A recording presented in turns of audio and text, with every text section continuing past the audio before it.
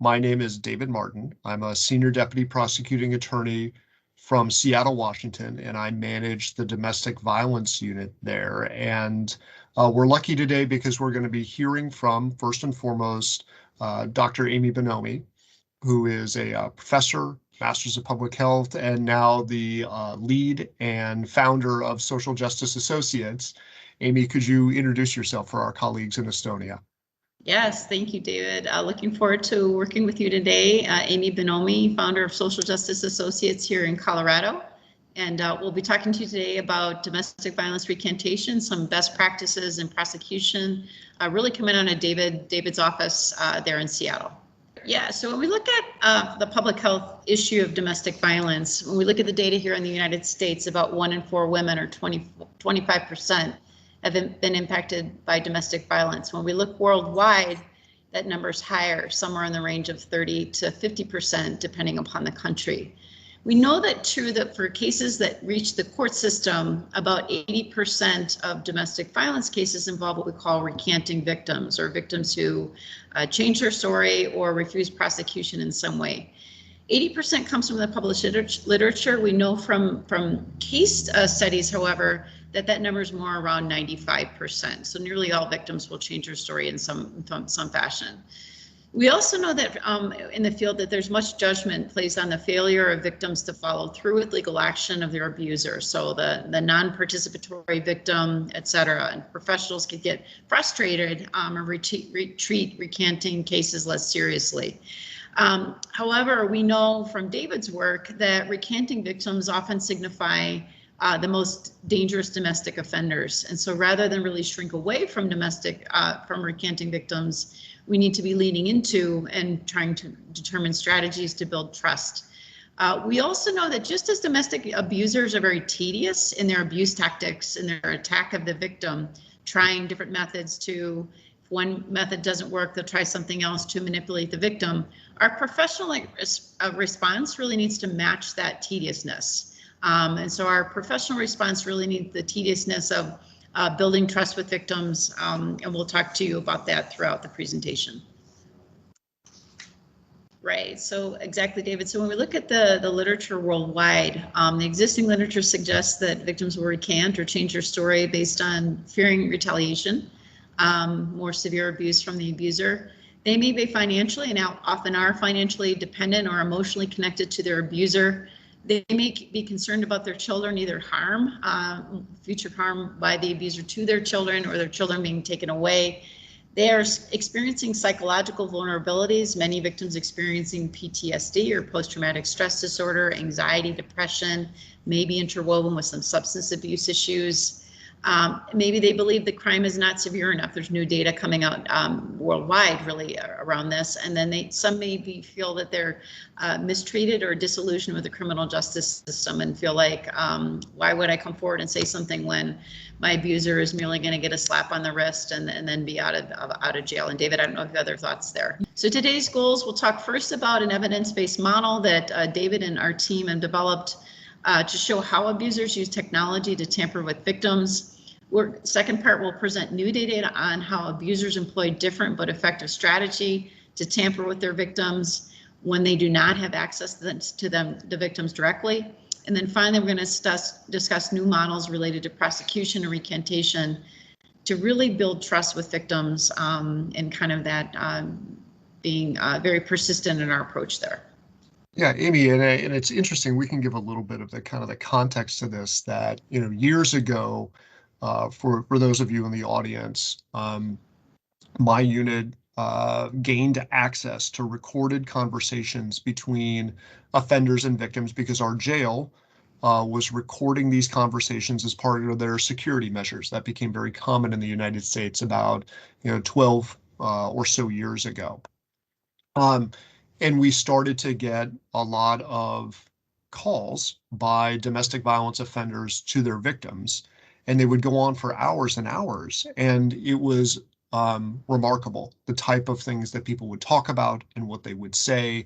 And we always knew that there was abuse that was still going on while people were in custody, but we had really no idea the extent to which it happened. And we needed professional, educated academic public health colleagues who could help us understand what it is that was happening here. And so we reached out to University of Washington, we reached out to Amy, and we said, Amy, here's a whole bunch of these recordings. Can you tell us what they mean?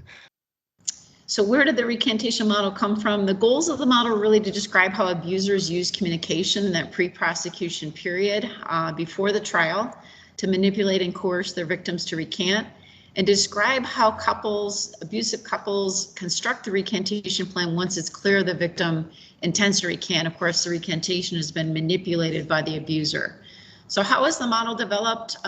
It really involved a team of 7 to 10 professors, graduate students, and the prosecuting attorney's office, David's group. We did an iterative analysis of jail calls, listening to calls between abusers who are being detained and their victims. Often these calls, they had multiple calls between the abuser and the victim, upwards of 20 hours for some couples. All the calls were transcribed and analyzed for themes and really to better understand what was happening in that pre-prosecution period. What was the abuser saying to the victim to manipulate their story in the direction of recantation? Next slide, please. So as a result of that analysis, we devised a 5-stage model that really describes how and why victims recant. We'll take you briefly through the overview here, and then we're going to take each segment and play a few jail recordings to show exactly how it occurs and the different types of emotional manipulation, which you'll be able to hear during the calls.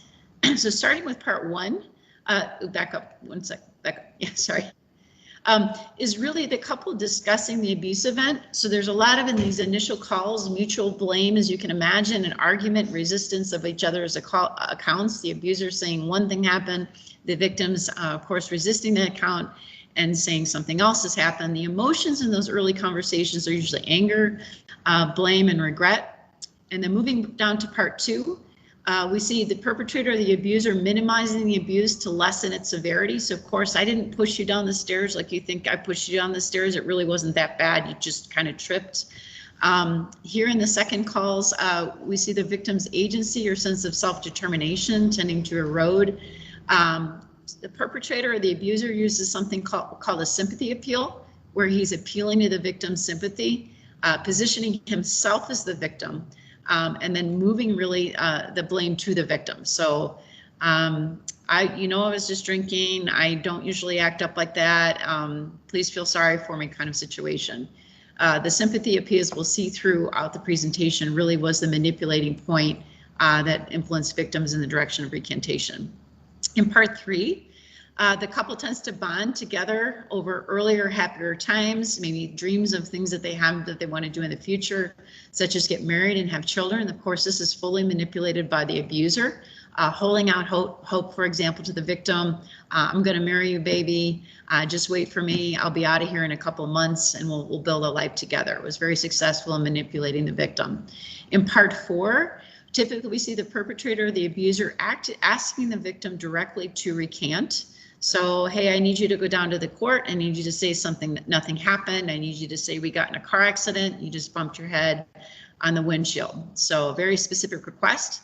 Of course, the request for the victim to recant is reinforced by the sympathy appeals. So the perpetrator acting again like he's the victim in the situation. And then the last stage, stage 5, once it's clear the victim intends to change her story in some fashion, of course, manipulated by the abuser, the couple then constructs the recantation plan by redefining the abuse event to protect the abuser, blaming the state, blaming the government, and then giving each other specific instructions of what they're going to say in court. And David, please feel free to add here. Yeah, no, and Amy, I was going to, there was a belief, I think, before your study came out that when tampering intimidation took place, that it was always in the guise of threats of violence or threats of harm, and the coercive aspect of things. And here, there is a lot of coercion that your paper recognizes, and that you do have threats of harm, but those are not as great as what you found was a lot of really sophisticated and I think you used the term tedious earlier, tedious manipulation, where you have offenders who are constantly trying to get the victim to change their account in many, many different ways, most of them through sympathy. And I guess that was very surprising. And a lot of people kind of pushed back against that idea until they heard these recordings. So we're going to take you through each part of the model. I think for time, we'll share some of the recordings as we move through here. And so in starting with stage 1, so again, in these early calls, what we typically observe on couples is an argument over what happened during the abuse event, and then resistance of each other's account. Next slide, please, David.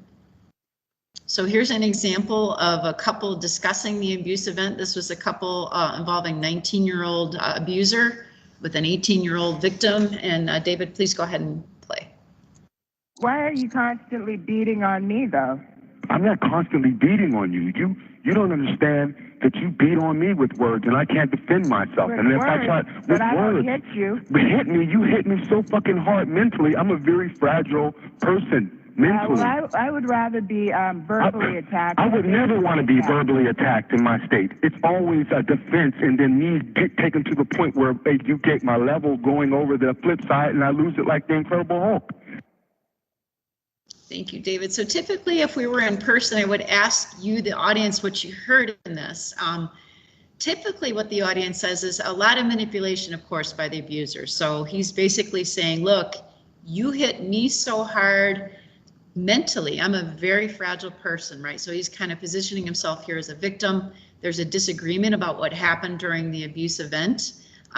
He said that she was really pushing him to the point where he lost it and became the Incredible Hulk. The Incredible Hulk, of course, is a superhero who's a normal human being, and then when he becomes angry, he turns green, turns into a monster, and then gets angry and smashes things. So he's really likening himself to a very violent superhero. David, any other thoughts from you? Yeah, I just think it's so interesting about this conversation that here you have the abuser and his victim having a discussion about the abuse event, right? And they're having what amounts to be a very kind of in-depth discussion about it, where he is subtly and not so subtly justifying what he did and blaming her for it. And she's pushing back, but this is not, this is pushing back with discussion, right? You could see the door is kind of open here. She's not saying, well, I can't believe you would ever try and justify this, and cutting him off. But instead, they're having a debate really about, how would you like to be attacked? How would you not like to be attacked? Where violence is kind of normalized in the relationship. Yeah, exactly. So in stage 2, again, this is a really critical part of the conversations. The perpetrator or the abuser tends to minimize the abuse to lessen its severity. In other words, I didn't hit you as hard as you thought I hit you. The victim's agency that in this particular phase tends to erode. So her sense of self-determination and sort of fight against the abuser begins to lessen as the manipulation continues. The abuser uses something called the sympathy appeal, again, to become the victim. So the victim in response sues the abuser. So in stage 3, so we see the resistance of each other's account, the sympathy appeals. Now we're in stage 3, where the couple tends to engage in invoking or calling up images of life alone, what life would be like without each other, and then bonding over love, dreams, and memories. Typically in this phase, we often see the couple position themselves against others who don't understand them. So, for example, if you think about a relationship that you might have had in your early years, maybe as a teenager, maybe your parents didn't agree with that relationship. Typically, that forged an even closer bond with the person that you were dating, right? You're going to sort of position yourself against your parents who don't understand you. We see very similar tactics here between these couples, but very manipulated by the abuser. Next slide, please. So in this particular slide, we see the abuser calls, he says, listen to me, this is your husband talking to you. Of course, this is interesting because this couple was not married, but he's positioning out this idea of being married as, he's the husband talking to you. The Buddha, of course, is a religious deity, said we both need to listen to each other. So calling up this higher sort of power, right? That's really important to me because I'm hurting right now. So there's a sympathy appeal. I'm hurting because we don't listen to each other. So there's a sense of mutual blame that the perpetrator or the abuser is calling up. But if we start listening to each other, from this point on, I'd like to start acting like husband and wife. So he's calling up again this idea of an image of a solid connection and bond. And the victim says, okay, we need to listen to each other. So this is an example of how they're kind of calling up these ideas of a stronger connection that might actually be there, and really bringing in this idea of marriage. This is a young woman, Teresa, who was in a domestic violence relationship where she recanted and didn't cooperate with her longtime offender. And Teresa came from a very a strong family, two-parent household. Her parents were employed. They're solidly middle class in the United States. Her brother is a priest. Very strong values of this family. And this young man would go to their home for dinner, and they seemed to think that he was a good guy. But that previous text message was from him. And here are images of him communicating with her, convinced that she is with another man while she's off at college. And he would demand that she take photos showing him her watch and showing different outfits that she would have to change into to prove that these were not kind of dated photos from another time, and that she was where she said she was, which was alone in her room. He was deeply, deeply controlling of her. And so I think this, whether it's hypersexualized or hyper-romantic, or here hyper-controlling of Teresa, and what he ended up doing with Teresa in order to continue his extreme controlling behavior is when she finally, after all of this abuse, sought to break up with him, he killed her best friend in order to send her a message that this is what will happen if you try to leave me. And it was a terrible, terrible and tragic case. Her best friend was an incredible human being who was just house sitting for the family while they were away. But again, another example of this extreme behavior here reflected in Teresa's phone.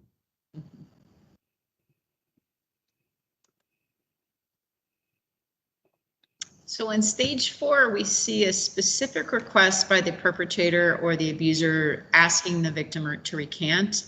We see the victim complying. Of course, the compliance is manipulated. The abuser tends to reinforce the instructions for the victim to recant with sympathy appeals, trying to conjure this feeling of the victim feeling sorry for him. And of course, he's minimizing the abuse event as well. Next slide, please, David. And if you could play the recording, then we'll talk you through it. Oh my God, I love you. I haven't been able to call you. All right, I gotta tell you something. I'm going to the Supreme Court, but you gotta be there and you gotta sit up front and you gotta tell them that what you wrote on the police report was a lie, that you were just mad at me because you thought I was cheating on you with your cousin. If you say that, if you say that, they'll automatically let you go. Okay. All right? Uh-huh. You know I love you. Uh-huh. They might give you 5 to 10 days, but that's better than me doing 60 to 90. Me? Yeah, but babe, that's better than me doing 60 to 90 days. They probably give you 5 days for filing a false police report. That's it. I don't want to go to jail in 5 days. Babe, I just spent 5 days in the hole. You can't do 5 days for me? And this is a classic that we use in the trainings because you can hear so much manipulation going on. He starts out by saying, look, you got to go down to the Supreme Court. You got to sit up front. You got to tell them that what you wrote on the police report was a lie. Excuse me, that you were just mad at me because you were cheating on my cousin. She's laughing, going along with it. And he says, if you say that, they'll automatically let me go. Because if she says she lied, she'll get 5 to 10 days in jail versus him doing 60 to 90 days if she doesn't go down to the Supreme Court and recant. So he manipulates her by saying, like, look, I just did 5 days in the hole in solitary confinement. You can't do 5 days for me. So you can really hear the manipulation. And she's like, I don't want to do 5 days. Because I think rather than playing the audio tape here, just in the interest of time, here you can see the abuser saying, I'll see what the judge has to say. I'm going to say that I'm going to stick to my story. I didn't even touch you. She said, the victim then says, I wouldn't do that because then you said you're lying. Be upfront. I was out of control drunk. I was in a blackout. I would have never done something like that. And the abuser says, And then I need anger management. I need to start going to classes. I need to request days off. And then the victim says, but you need to tell the judge that you do need anger management, so he lets you out of there. You can really see them giving instructions on what to say in court to get the abuser off. And Amy, I think it's also interesting here. There's an aspect of the financial impact on this, and he's pushing back on this day that I need to request days off from work to go to anger management. No. Yeah. And you can see just how real life plays into what is going on in people's relationships.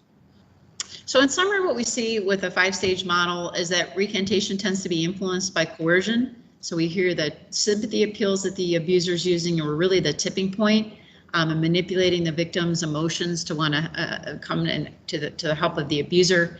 The perpetrator minimizing the abuse by acting like it wasn't as severe as it actually was, and then specific requests for the victim to recant.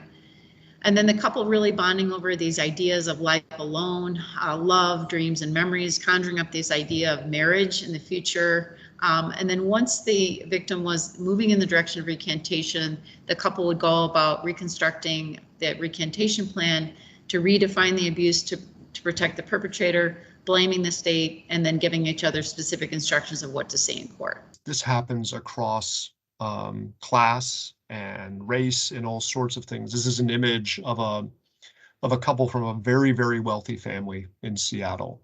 And if you see in this photograph, this young woman has a terrible black eye. And this is her boyfriend, who her family knew that he abused her all the time, very violently. And she would recant, and she would threaten her family that if they ever told the police, she would never speak to them again. And they were terrified that they would lose their daughter forever if they talked to police about what happened. So they were forced to do things like, even this is a holiday photo, take a photo of her with him, that she just accepted this violence that was happening. And the way that we were ultimately able to prosecute this case is with his efforts to tamper with her when she did call police one time. And Amy, I know that kind of technology and other things, we're looking for ways to intervene in the abuse pathway, so to speak, and how to free victims from this ongoing manipulation. Yes. And I think maybe it's just a perfect understanding of that is some of these voice recordings that we have. And Amy, I'm not sure if you want to play these now or just kind of we can go through them quickly. Yeah, and so this is a case that my unit handled. This is Clifton Bell, and all it's... you have to do is just give the prosecutor a call and just tell them that nothing happened. And their number is 296. Here he's giving the phone number. 9000. I don't know, baby. I'll see you soon. So here the offender had called from jail, and the victim had a way for him to leave a message. And he left a message to call my office's mainline phone number. And then he is saying how much he loves her and leaves kisses over the phone. And Clifton Bell is a very interesting case because he didn't have a documented history of abuse that was concerned. I mean, it was a strangulation case, and we had a felony. Strangulation is a felony in my jurisdiction. But when you looked at Clifton Bell on paper, it was a young guy and didn't have a lot of abuse. It turned out that he had been abusing this victim for multiple years, had sent her to the hospital multiple times, including raping her. We had an advocate who formed a very close bond and an attorney who formed a close bond with her, such that she was willing to share this fake phone number that he was calling her on. And then we were able to obtain all of the jail phone recordings. There was 17 hours of these recordings, which showed his manipulation. And we'll just go through these quickly. But he would use multiple approaches. In the ugly approach, he would use friends who would tell her not to testify. And the calls showed vicious tampering that was being perpetrated through friends. It's hella important that I talk to you, dog. Can you hear me? Yep. You want me to pass her that number, or what do you want me to tell her? Dog, I want you to show up to her fucking work, dog. Boot that bitch in her fucking face, man. You're a fucking rat. Jesus Christ. God, give her that fucking number, dog, and tell her to fucking sit the fuck down and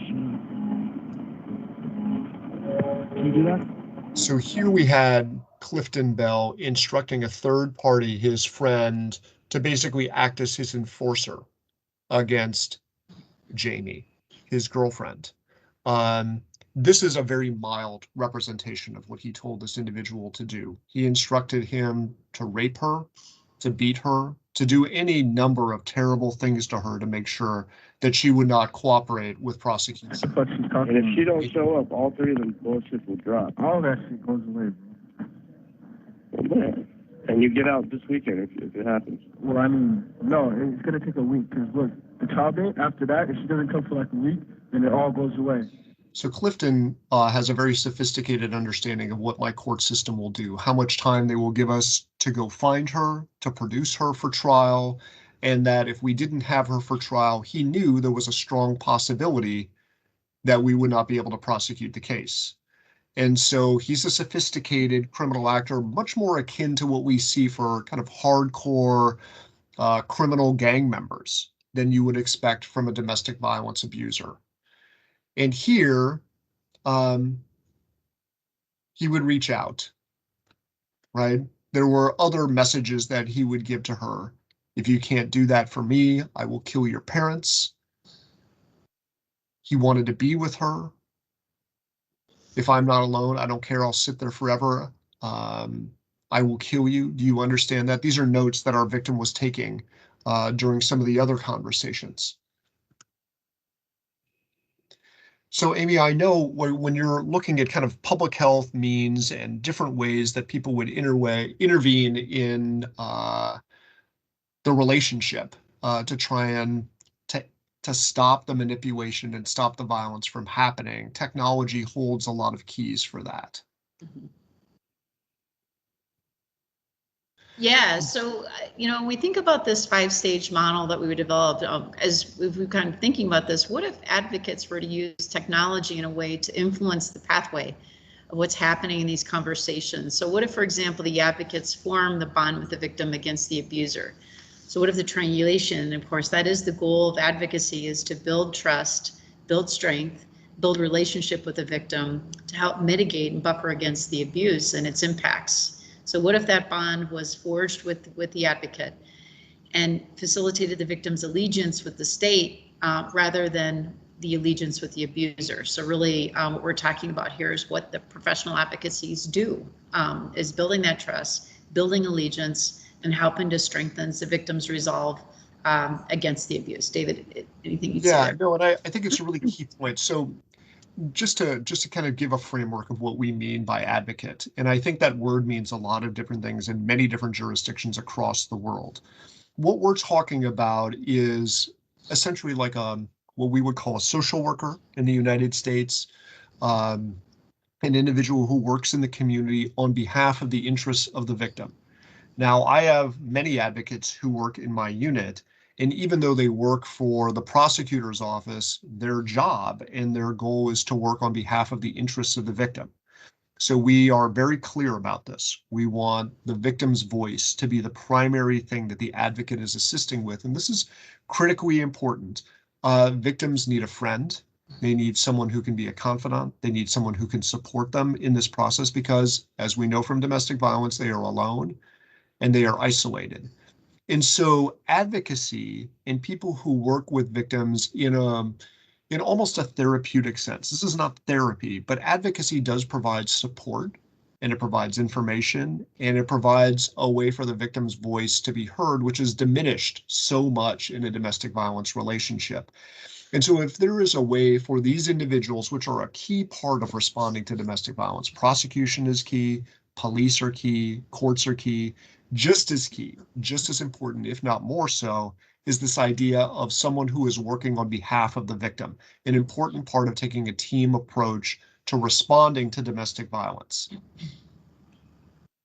So the victim technology, what we are looking at here, here's an example from the case that I talked to you about a little bit earlier. This is Teresa, the young woman whose friend was ultimately murdered. Teresa, in breaking up with her boyfriend reached out to an advocate by text message.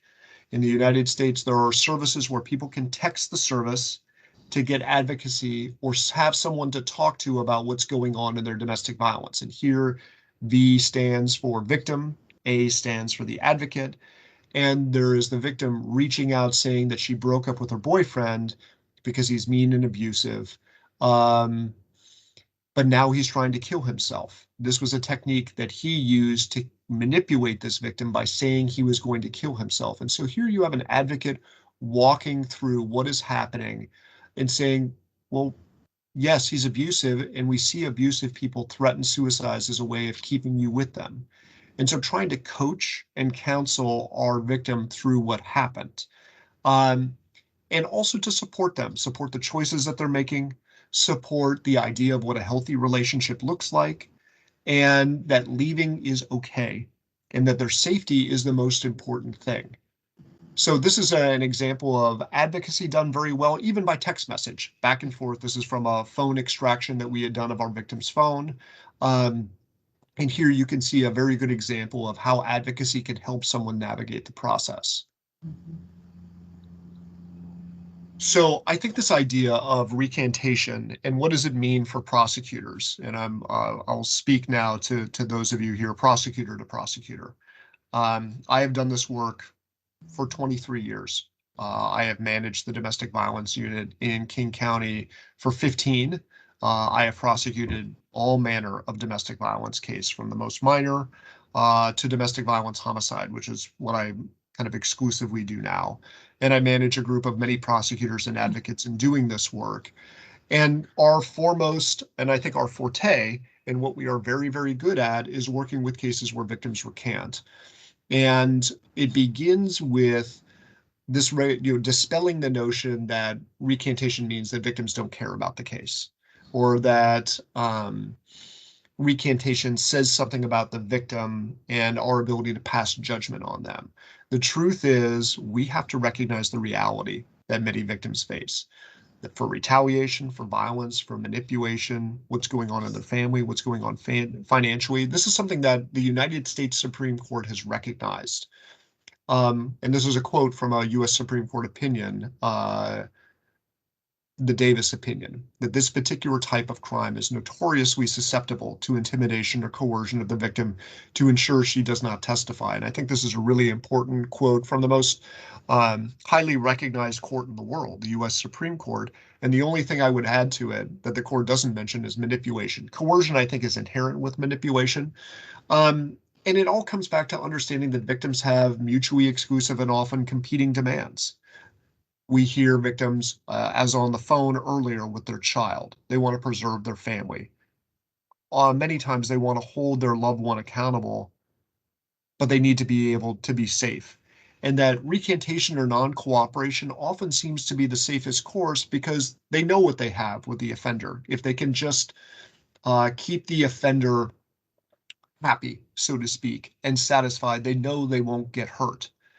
And correspondingly, with government or with systems, is there trust that we will be able to stop the violence and that we will be able to help them navigate and take another step in their life? And I think that culture, that victims, can they rely on a system to do the things that they need done, does that exist? And so this idea of building culture and organizational change regarding recantation, I think, is the first thing that any group who is focused on domestic violence needs to do. That when you are building a response to domestic violence, understanding that recantation is the key part because it is the most common. And so you have to build a team with shared beliefs that accepts the notion that recantation happens and that it's the reality, that it's normalized. Recantation, of course it happens in cases. Look at all these pressures that victims are under. Look at what offenders are doing to victims. And then you have a team that is working to prevent it. And this has an important mindset component to it. I think it is very easy for prosecutors, for courts, for anybody who's involved in domestic violence to be frustrated by recantation. If someone says something terrible that happened to them, that it didn't happen, and they're even angry at you for trying to do something about it, the key is to have a very solid mindset to not be frustrated, don't judge, but to be objective, and that you need a good specialized team to help you do this.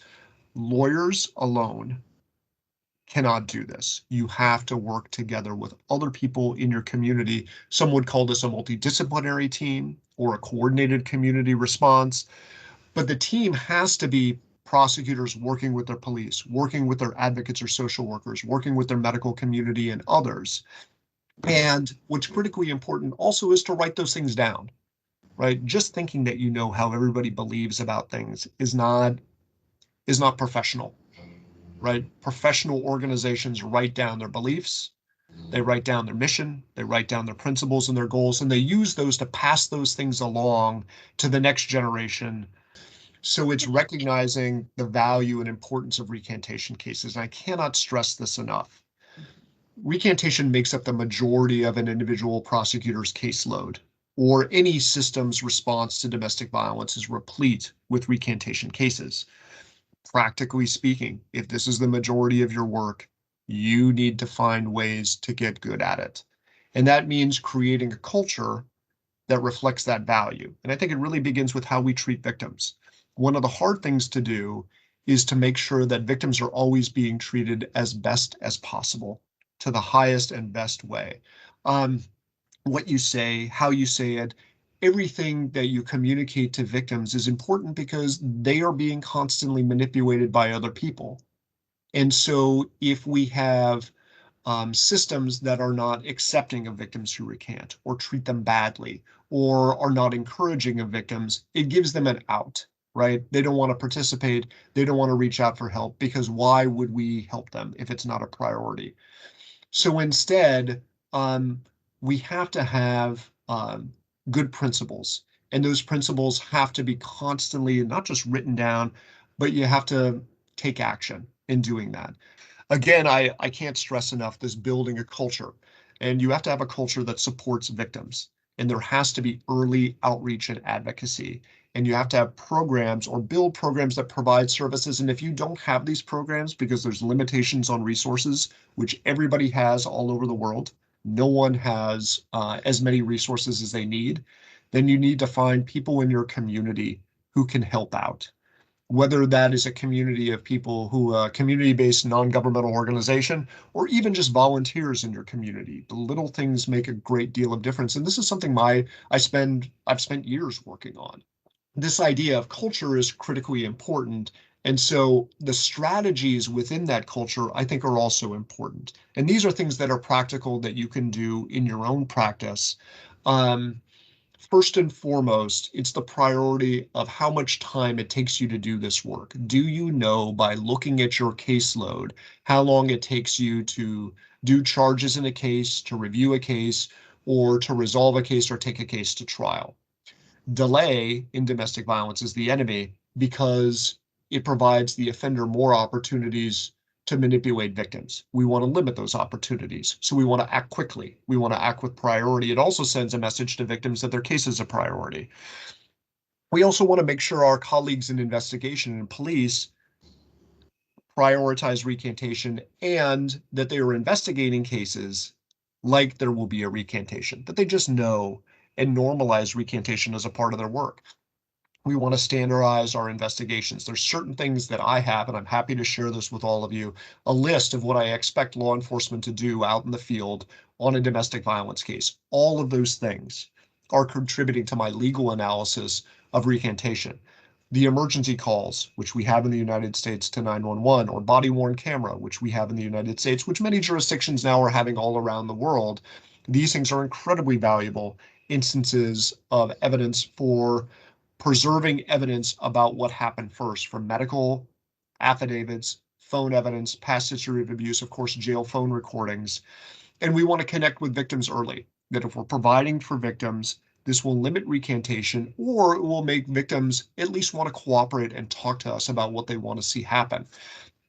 And this next part is legally work to admit past acts of abuse. One of the key changes that was made about 20 years ago in the United States, at least in my jurisdiction and in my state, is when victims recant, it allowed the admission of prior acts of abuse to explain the recantation.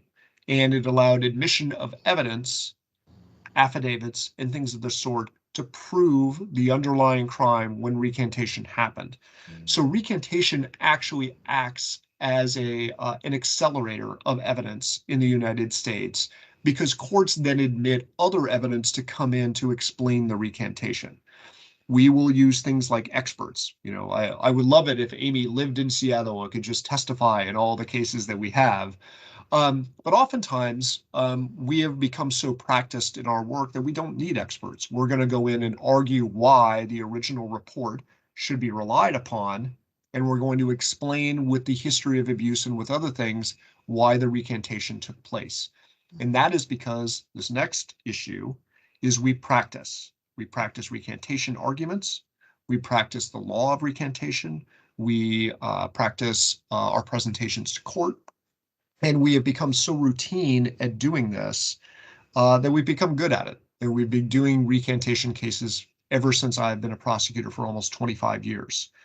And it always begins with doing it in one case. How can I prove a case to a court where recantation took place to convince judges, to convince police, to convince my court system and others that recantation is not an excuse to get rid of cases, but instead allows us to see that recantation is actually the heart of domestic violence and that these are the most dangerous cases. Now, we have to do this practically. You cannot do this on every single case. There's plenty of cases with, we'll say, limited injuries that are lower level cases or don't have high levels of violence to them.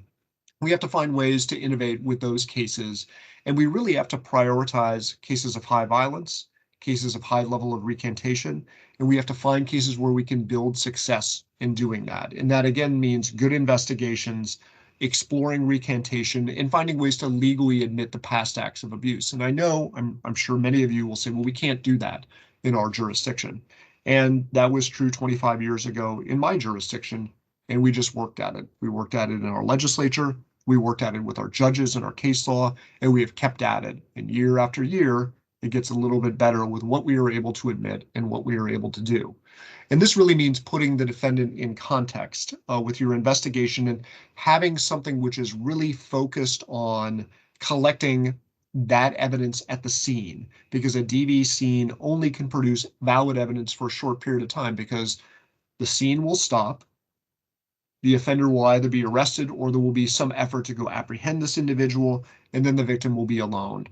And soon the offender will reach back out to be in contact with them, and then recantation and manipulation begins. So taking an extra few minutes to really do a good investigation at the scene with an eye towards recantation is critically important. Are there independent witnesses? Is there social media, video, cellular phone evidence? This depends from jurisdiction to jurisdiction as to what you can obtain. But I would say that the phones often tell the story of a relationship. You'll see abuse on the phone. Is there a way to utilize and download those phones in a practical and systematic way? Is there efforts being taken to record the conversations that are happening from your jails where so much recantation takes place? And again, coming back to the basics, which is the scene itself in domestic violence and having an eye towards recantation there. If we know that the victim is going to recant, we want to make sure that we capture all of the statements of the scene, any writings, any type of forensic cellular evidence. And we also want to make sure that any independent witnesses, they're also providing affidavits. We want objective evidence to corroborate what took place. And for prosecutors, of course, we have legal analysis that must take place from jurisdiction to jurisdiction. You know, is there substantive evidence to meet the crime? Do you believe, after an appropriate review, that the recantation is untrue, that the crime took place? And will we be able to have the victim appear to testify? This is critically important. Victims in many jurisdictions need to appear to testify, and that's why early advocacy is so key.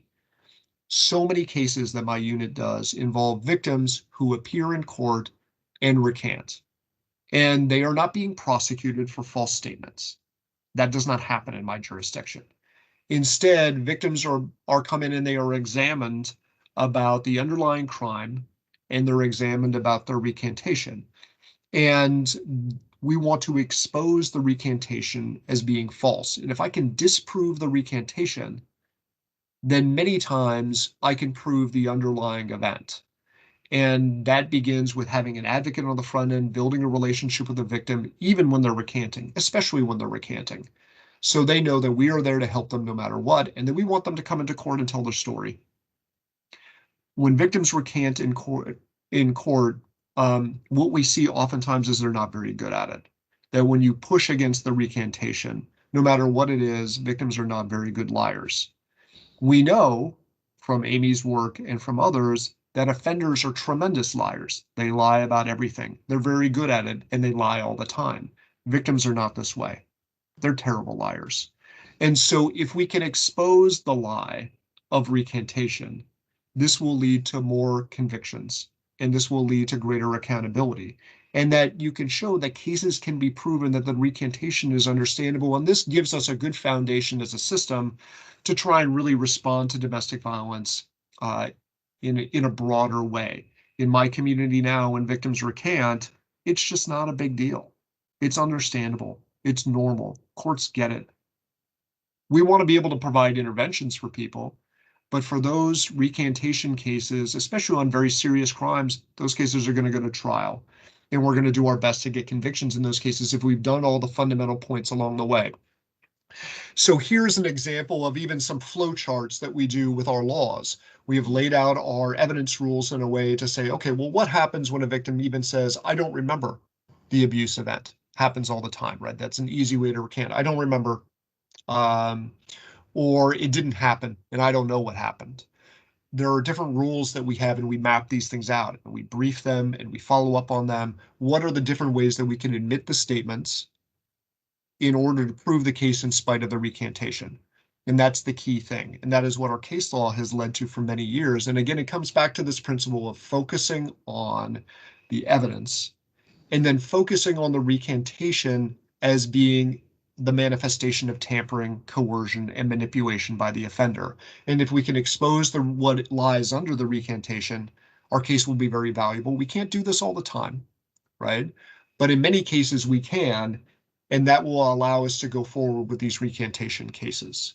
So Amy, I know I've been talking for a while now, and we have a lot of different areas that we've talked about, both the reasons why victims recant and some of the responses that we can do. But I think it really does come back to an organizational and individual commitment to prioritize recantation cases as being important work, right? Mm-hmm. And like, how can we have this be a value? There's no easy answer here. There's no kind of like magic thing that we can tell people to do and this will cure recantation for you. But instead, it's an organizational commitment, and this is important because it's the reality of domestic violence. Mm-hmm. Domestic violence is not like what people thought years ago, but instead it really reflects kind of what your research is, that its hallmarks are manipulation and coercion.